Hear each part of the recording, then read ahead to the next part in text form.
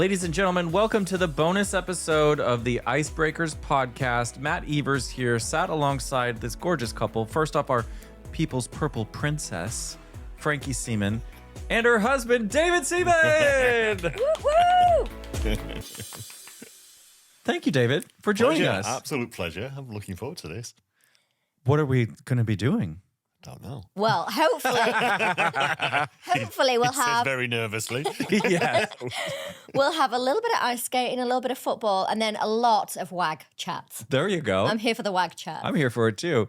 So yes, if you watched the main episode that was on Monday, we teased that David was going to be here, obviously because this week's Dancing on Ice was about the Bolero, hence the purple in the room, but also their personal skates. And I wanted to surprise Frankie, even though you kind of knew. I mean, you guys kind of came together, so kind of ruined my surprise a little bit. Keep it on the But down low. I'm very excited to talk to you, David. I mean, we've been friends for many, many, many years, really since day one. Since day one. Yeah. I feel like you guys have known each other longer than I've known my husband. Have we? Yeah, because you did series 1 together and I wasn't there for that. How did you end up marrying him and I didn't? Bitch, look at all this. Brilliant. But to be fair, your story with Dancing on Ice started even before we met from day one. Because you did the original series back on, which was on BBC. Yeah, but it weren't a series. It was a one-off show. Right. You know, so BBC got, I think it was called Strictly Ice Skating or something like that. And my great friend Paul Gascoigne, Gazza, was doing it. And I went to visit him and he was all right. He was very, very scratchy. And then literally 2 days later, I get a phone call and they told me that Gazza's fallen over and broke a bone in his neck. Oh, wow. Do you fancy stepping in? And I was like, I'll give it a go. And I hadn't skated for 22 years. Oh, my God. Because I used to skate as a kid. I used to mess about. I actually used to skate where Frankie learnt to skate. In Sheffield? In Sheffield at the Silver Blades. Yeah. Our paths never crossed, sadly, because there's 9 years between us. So by the time David had finished skating and started his incredible footballing career, I actually hadn't even started my skating at that point. Yeah.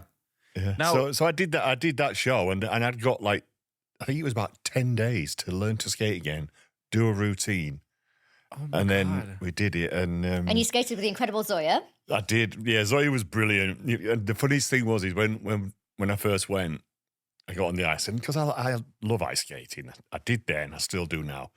And I got on, and I could skate, and I could do hockey slides and all that sort of stuff. And she went, "Oh my God, thank God you can skate." And now had she been skating with Gazza before that? So she had seen him. So they'd done a routine and everything, and but she was just so happy that I could actually skate, and we actually went on and we won it.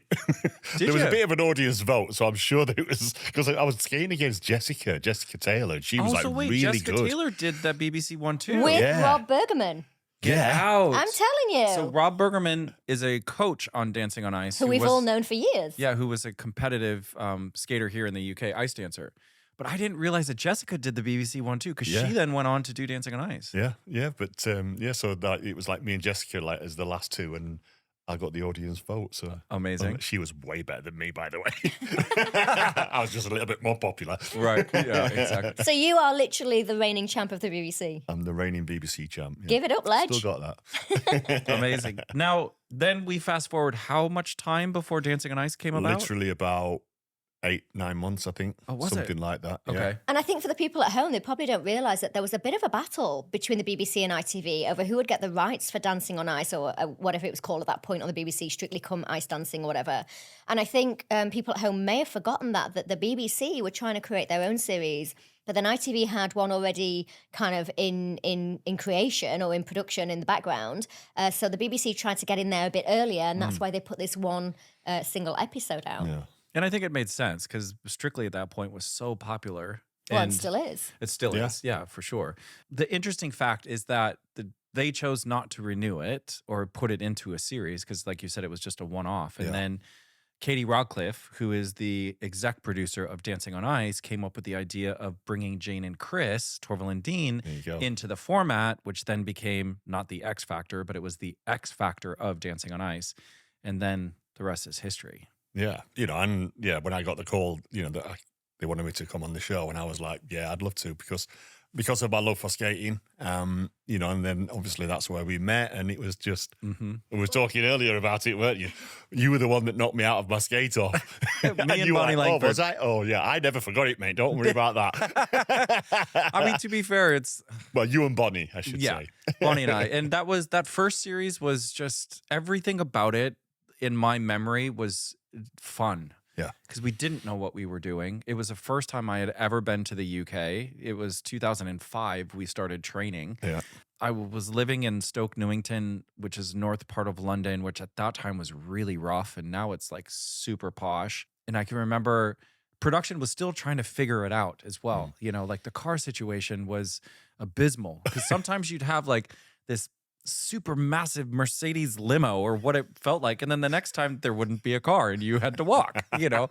And I can remember taking the bus with my groceries because they put us in this like little weird area that just wasn't close to anything. And you'd have to walk 15 minutes and then get on a bus and you've got like your week's groceries. I could just remember like, this is not what I am used to. Like coming from LA television world, you know what I mean? Like, but it was just, but I loved it. I loved everything about it. I didn't love everything about it. The bit that I didn't like was after week one, because it's the first time it's the ITV have tried it. And so like going into that first show, we were like, oh, like a little bit nervous and that, but we didn't know how many people were going to watch it, did we? At all. And then we found out afterwards that it like was over 14 million people. And then that's when the proper nerves kicked in for us. I'm sure. You know, and I've always said that it's the most nervous I have ever felt in my life. That's incredible. Yeah. More than football. More than football. You know, and I've played in a couple of World Cups. I've played in penalty shootouts. But the nerves that I felt during waiting in the tunnel, especially waiting in that tunnel, you know, because it was different there because we had to come out at a bit of an angle. So the difference then was to what it is now. Now the training rink is connected to the studio and there is an ice tunnel. So it's ice from Studio A to the training rink. Where back then you walked in your guards around the side of what used to be the pink room. Do you remember that? And it was such a teeny tiny space with wires everywhere and kind of monitors and things. You walked in your skates to the point of where the tunnel was, literally the point of no return. And then you would take your guards off and you literally had about 3 foot by 3 foot space to get your feet quote unquote wet to then turn a corner and boom, you're live on TV. Yeah. And it was hard for us pros, and I can only imagine what you guys used to go through. It was terrifying. You know, I remember going out there and then and what I look for now even is when the guys come out of the tunnel and then they have to stop and then present before their routine. I love to watch celebs try and stop. Yeah. Because there's some funky positions they get into. Some hairy and I've done moments. it myself as well. You know, I've gone out there and then the nerves kick in. You know, I never forget like the dry mouth that I used to get. And you go out there and present and smile and then your top lip would stay up there. And you're like, what's happening? Oh my God, amazing.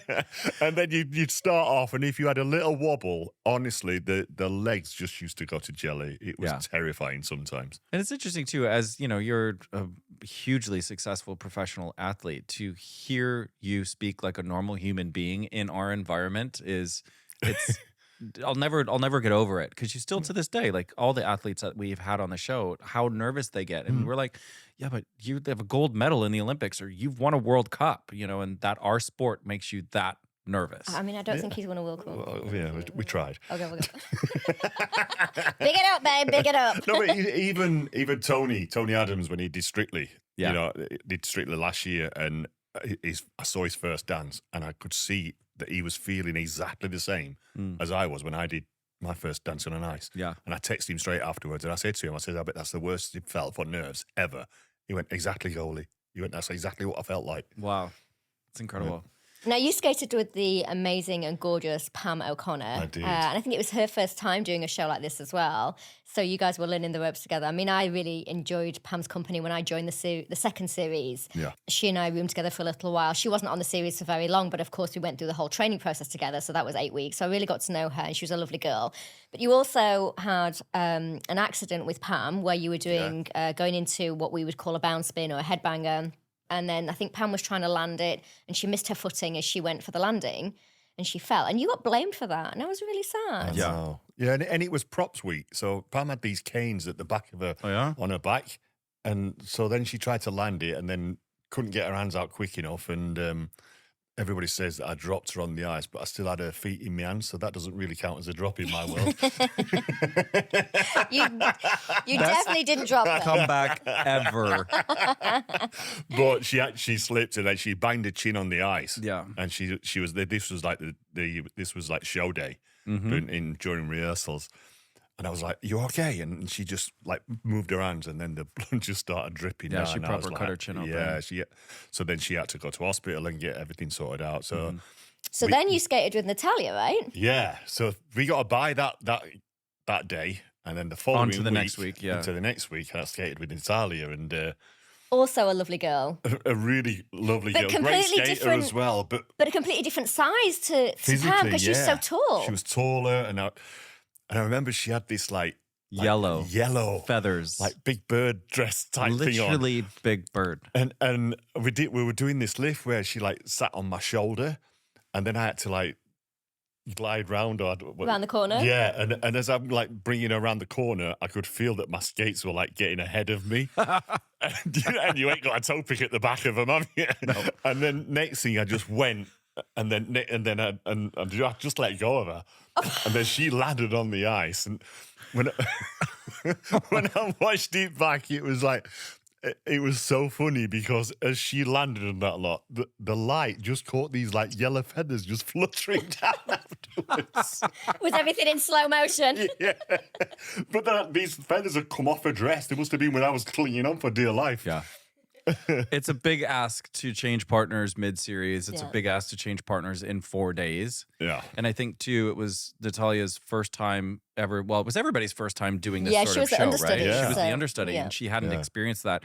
And from what I remember, when you had her in the lift, and I actually had this with Bonnie, and Bonnie ended up knocking me. Bonnie's the size of my pinky, and she ended up knocking me off my heels as well. But if the girl who sits on your shoulder goes big with her upper body, presents too big, it Right. throws the weight off. And there's yeah. no forgiveness in those blades. So as soon as that weight rocks back, out go your feet. Yeah. So I think you just were a victim of two Yeah. And the other thing I hard remember, circumstances. The other thing I remember about like falling over is that there's no stopping time. No. You know, you have got to get back up straight away. And because you've just fallen over, your brain is absolutely scrambled. Yeah. You know, and you don't know where you are. First thing is you look for your partner and you're trying to find out what She's on the what's floor, next. Yeah, a ball I of know. feathers, like a little You know, duckling. so then it's like panic. Where are we? Where are we in the music? And It's hard. it's hard. It really really- is hard. yeah. But you didn't get eliminated that week. No, we didn't. We should have got eliminated just for those red trousers you were wearing. and the yellow top. Horrific. I I'm mean, going to was go like- back and watch that. I don't remember that. I was like a tequila sunrise. you were. That's unkind to tequila sunrisers. So then you came back. Well, we toured yeah. quite a few tours, and you Yeah. had a couple of different partners through those tours. too. Yeah. I mean, you skated with Mel. You did a Christmas show with Mel, didn't you? yeah. You skated Wait. with Christina Lenko. What Christmas show did you do? Well, this is when we This first was met. like before the tour that I went on. Oh, that's right. Yeah, I skated with Mel. Dancing on Ice Christmas special. Yeah. And the thing I remember about that as well is that Mel has really small feet. So we were doing this lift right, where I'm supposed to put my hand under a skirt. A skirt? That was a different show. That was definitely a different show.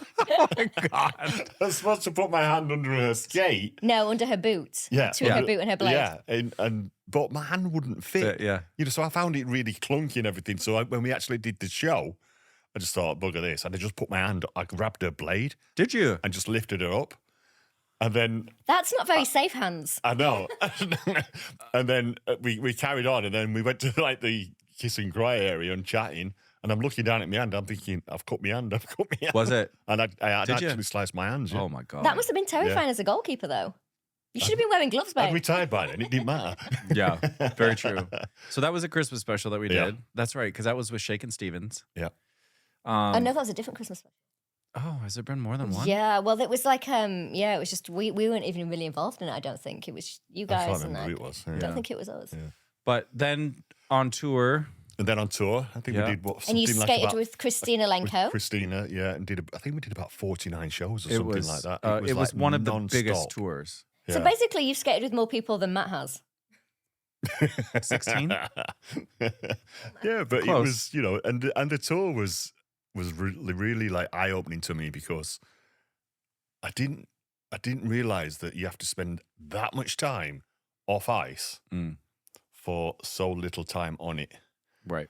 You know, and you're just hanging around and Your call on, especially on a double show day, your call to the venue is 9:30, 10 o'clock. Yeah. You get in, everybody has allotted warm-up times, which are about 20 minutes on the ice, and then you get off. Yeah. And then it'll be like a meal. And then you sit around and you wait and wait and wait and wait till the start of the show. That's because the girls are doing their hair and makeup and prepping their costumes. You guys are sitting around waiting and waiting and waiting. We're doing work over here. Yeah. Just saying. But it was just, you know, I just one of the things that I remember the most is that, you know, the amount of time that you just sat around off ice. Yeah. You know, I used to love it when I used to get on, and I used to love whizzing around and all that sort of stuff. But then it would come to my routine and I'd be like petrified. So while you were waiting around and we were getting ready, you guys were getting into a lot of trouble. I mean, you were mischievous backstage, all of you. I mean, it was Chris Fountain, there was Gareth Gates. I don't know if Duncan was on that tour. No, you were on that tour. Kieran Bracken. I mean, you guys were just unstoppable. I mean, you were going out every night. You guys. I loved it. And that was the other thing as well, because I was thinking, like, you know, it's Dancing on Ice and it's a tour.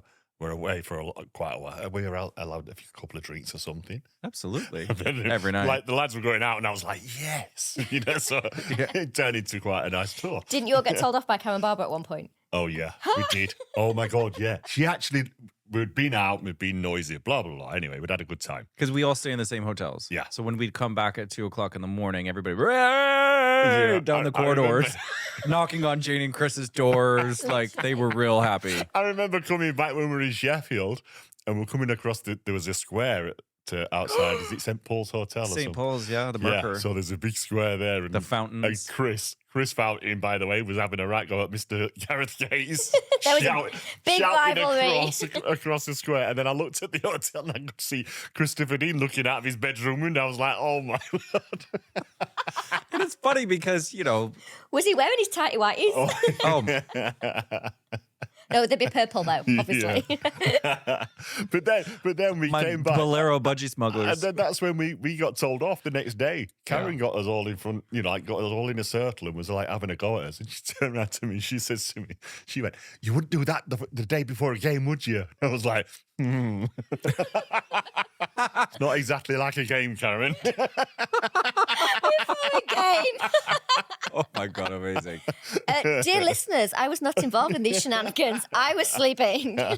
Oh, I was. I heard about you guys, though. You were writing rude words on each other's heads. Well, that was on the coach trips. Impermanent marker, which wouldn't come off, and then we were having to put makeup on it to cover it up. I mean, it was carnage out there. I was staying well out of that. It was great fun.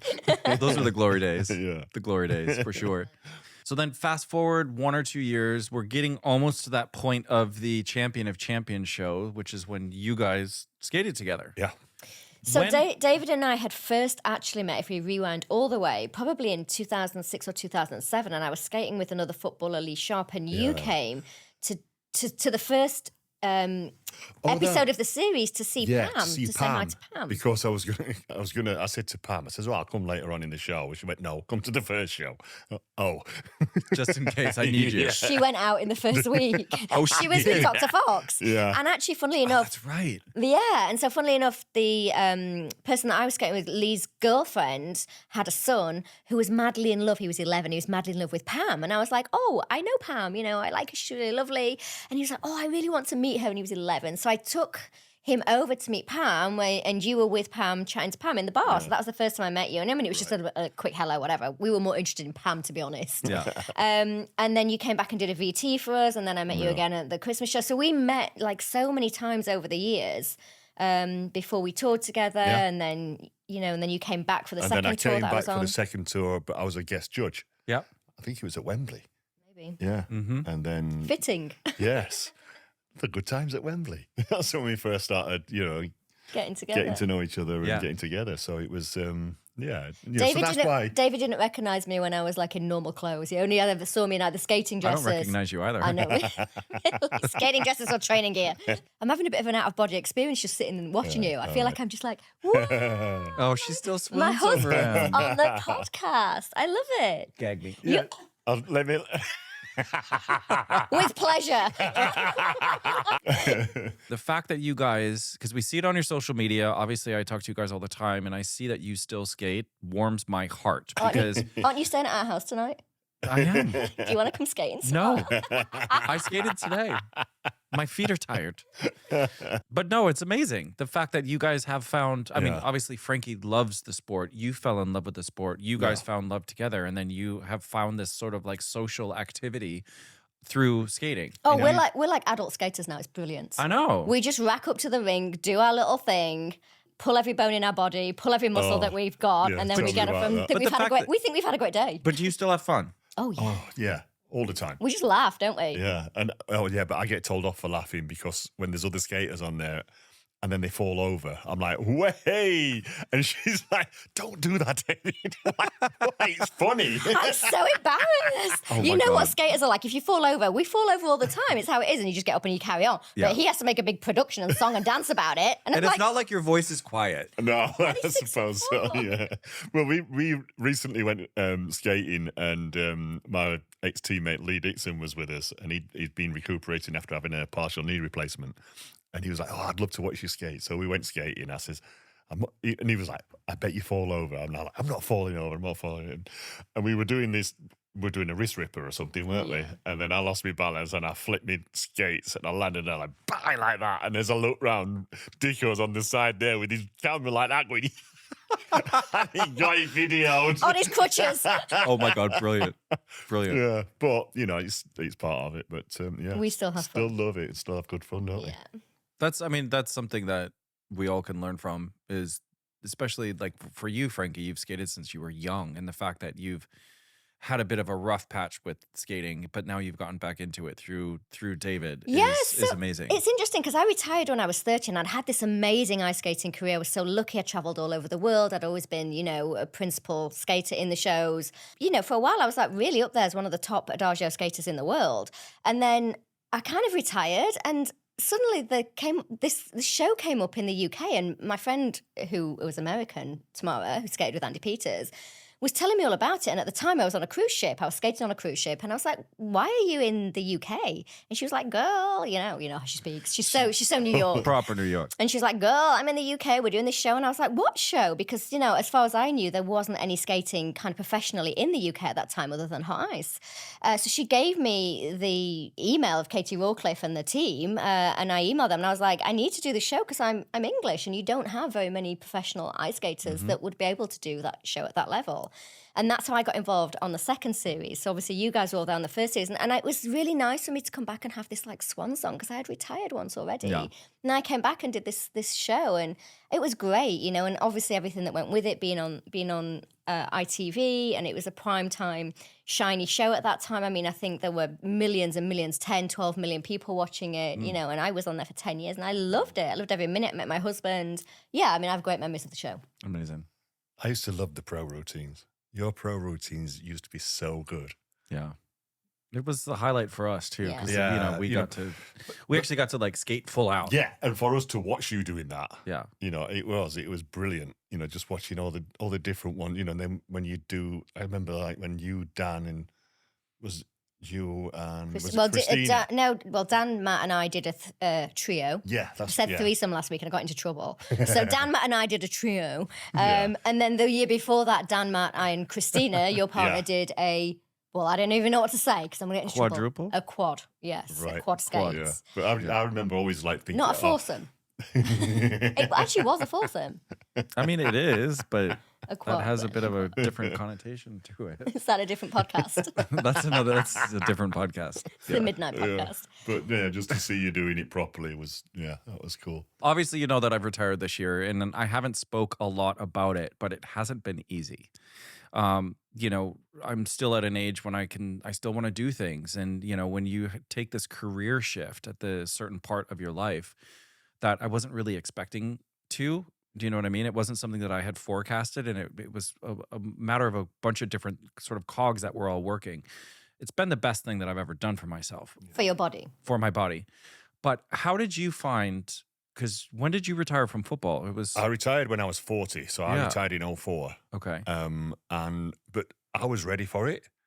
I was I knew that because I was getting to like 38, 39, 40, I knew that it was going to be coming. Yeah.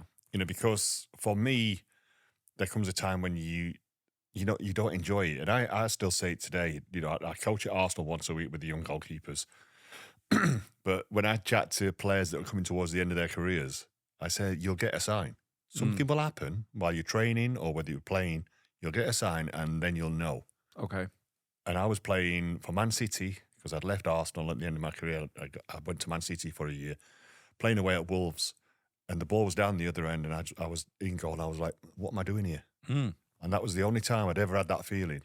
But that's different to when all of a sudden retirement comes to you earlier, I think. Like I try and compare with players that get injured and then they have to retire. Right. That must be hard to cope with. I think I probably had the sign every single year for the past I know, 6 years when I was like, who am I skating with? They're like, Gemma Collins or, whomever. I wish that should have been my sign, right? But no, it was. But I still loved my job. Your sign probably would have come with when you were skating with the pros. Right. Or maybe it did. Yeah. It's but I just felt when I retired, I was happy. I was like, I'm happy now. I can go and do other stuff that I want to do.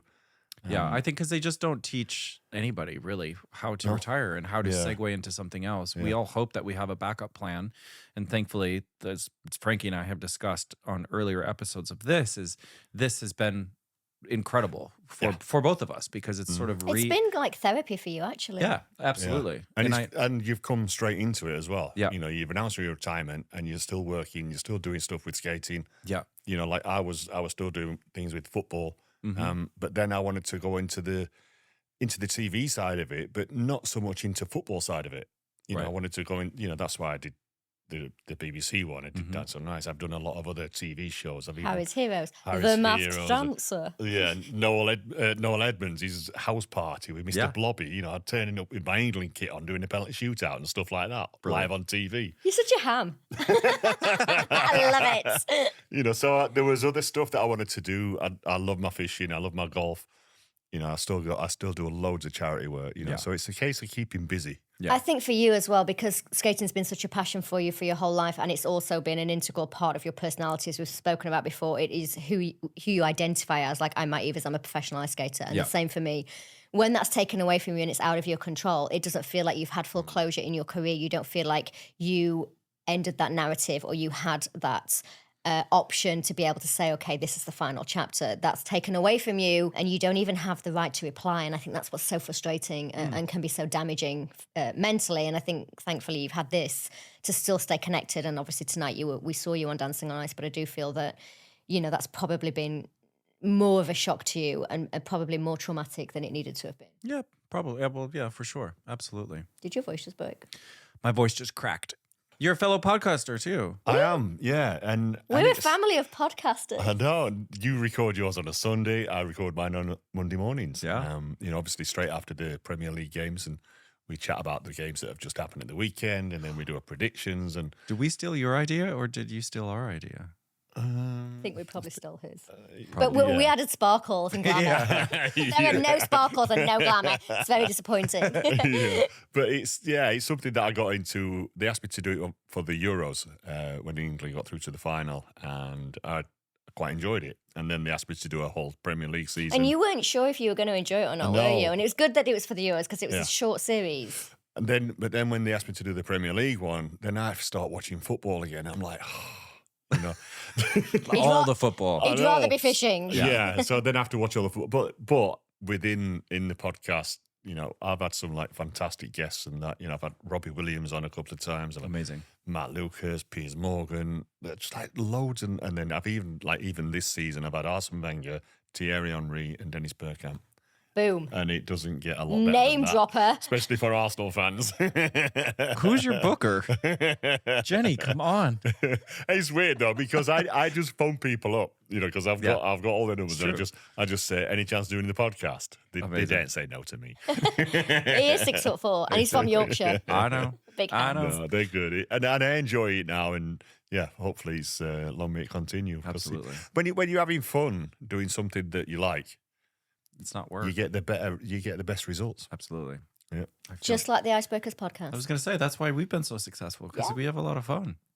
We do. Successful? I don't know. Well, But I'd say fun? so. We do, yeah. Yeah. David, thank you so much for coming on. It's Absolute been an pleasure. absolute Can you pleasure. give us a lift home? Yeah, all right. Then. Yeah, can we get a lift Yeah. home? You must be very important people. You got me driving you. It's late and I can't get a taxi home from Lakeside. I'll be your driver anytime. Thank Oh, we're you. stopping at McDonald's though, I'm just saying. Yes, please. Okay. I've really enjoyed having you on our podcast. I don't know why it was so weird. I was like, oh, this is so strange. I don't know what to talk to you about because it's kind of like, do we talk about the cats? Do we talk about like what's for dinner? I don't know. It's kind of weird. But I've really enjoyed having you here. Yeah. Well, I've enjoyed watching you as well. Have you? Been watching you work. Have you? Yeah. I'm just going to sit back and watch this. It's a love fest. And we'd like to thank our sponsors, Lakeside Shopping Centre, the leading retail and leisure destination in Essex. Just 35 minutes from London with free parking and over 250 stores to discover. And discover them we have because this week I am styled by New Look. And I am wearing these brand new trainers that aren't even on the shelves yet by Lacoste. So, I have some questions. What you don't know, because you've never been here before, is Right. that you are leaning on the cushion of shame. Of shame. Yes, because this is where I keep all my little things. Like I have my little scorecard. Right. I have. What else have I got back here? I've got a biro pen. What else have I got back here? Got my iPad. And this makes it shameful. I've got my phone. Well, I'm not going to get everything out from back there. Got my little treats and snacks. Where we normally hide things. We rearranged the okay. furniture for you today. We did because you needed more space. So what we do is during the week, people will ask us questions, skating related or podcast related, and we'll kind of screenshot them and we send them to each other on a little chat so we know what we're doing. And this week we've had some really interesting questions. We've had quite a lot actually, so we probably won't be able to get through them all. But Let's you do- miss it, Frankie, as we miss you both? I'm kind of asking that to myself. Yeah, I miss it. Could I still do it? I'm 51 next week, so possibly not, but I do still miss it. Do you miss it? I miss aspects of it. I do miss the pro stuff. I got asked this question so much tonight at the studio. I bet. Because everybody missed you so much. Yeah, I think what my answer is I don't miss waking up feeling the pain. Yeah. Right? When you're an athlete, we deal with pain a lot. And this past year, it's been really nice to wake up feeling like a normal human being, you know, 9 times out of 10. But I do miss the performance side of it, that adrenaline rush that you get even as a professional week after week after week is something that I do miss. Maybe I should take up like race car driving or something. You need to do something. Race car driving? No. Not till this podcast is Okay, over. Mom. Absolutely not. N-O. This one's from Zara. She has asked, which celeb bolero has been your favorite? Ours. We actually never did it, did we? No. But Wait, why did you guys have a bolero? we didn't. Oh, We We've got didn't. one in our back pocket, just waiting for the right moment to bust it out. well, shoot. I know we didn't have It's at the one. bottom of my back pocket. And it's a very deep pocket. There's a lot of lint down there too. Okay, well then my favourite celeb bolero was obviously Chris Fountain because I did so many with him. It was a great. It was a bolero. great bolero, and then we went on tour and we did it night after night after night after night, and I really enjoyed that one. I think probably one of my most favorite boleros that wasn't mine was like Alex Schauman and James Jordan. Oh, Alex is an incredible choreographer, so I Yeah. can see why that would it be was the case. it was yeah. pretty amazing. Yeah, it's just and he was special. such a great skater by that final. I mean, he was always a great skater, but his final performance was pretty awesome. Ray weren't too bad as well, was he? Oh God, I mean, Ray's obviously champion of champions, but we talk a lot about Ray. Oh, okay. It's not all about Ray. He is amazing. yeah. Period. Now, we did have somebody correct us because I think we have misinformed the listeners. Oh, I like this. But I like to get notes. the correction was that Miles, I think either you or I had mentioned that Miles had potentially had dance training because he went to stage school, I think that was me. that he hasn't had dance training. Oh, okay. He did go to stage school though, right? So he probably went He went to the Brit school, I the think. Brits. Right. So, and I don't know if Brits has dance. It's mostly vocal or music. Okay, fine. So we apologize. Well, Thank the you for way he correction. skated tonight, he looked like he's been dance trained. I mean, he's really getting Absolutely. it now. So well done, Miles. Absolutely. Even better, well done if you haven't had dance training. Amazing. And then last but not least, because we do need to move the show along, I'm hungry.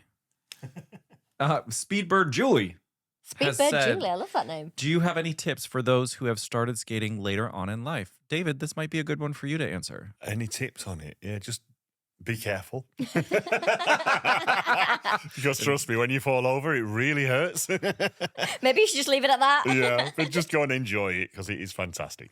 I would say my tips if you're starting later in life is you definitely need a coach. Make sure that you focus on those basics because, like David said, it does hurt when you fall over and you don't want to have a bad experience. So get a coach and work on your basics. Don't run before you can walk. Yes. Don't fly before you can skate. Absolutely. Thank you, David, for being here. Frankie, thank you as always. Thank you guys for sending in all those questions. We will try and hit you guys up on the socials, as you can see here on the screen. Keep those DMs coming, and we will try and answer as many as possible throughout the week. Thanks for watching. Thanks for listening here at the Icebreakers podcast, and we will see you next week is what, Frankie? Guilty pleasure. Guilty pleasures. Wow, do you have to say it like that? I mean, yeah. We need some sexy music underneath that. But we will see you on the next episode. Right, come on, you two. Cars on a meter. Woo! Ding, ding. Produced by Be Inspired Media, the content and podcast agency.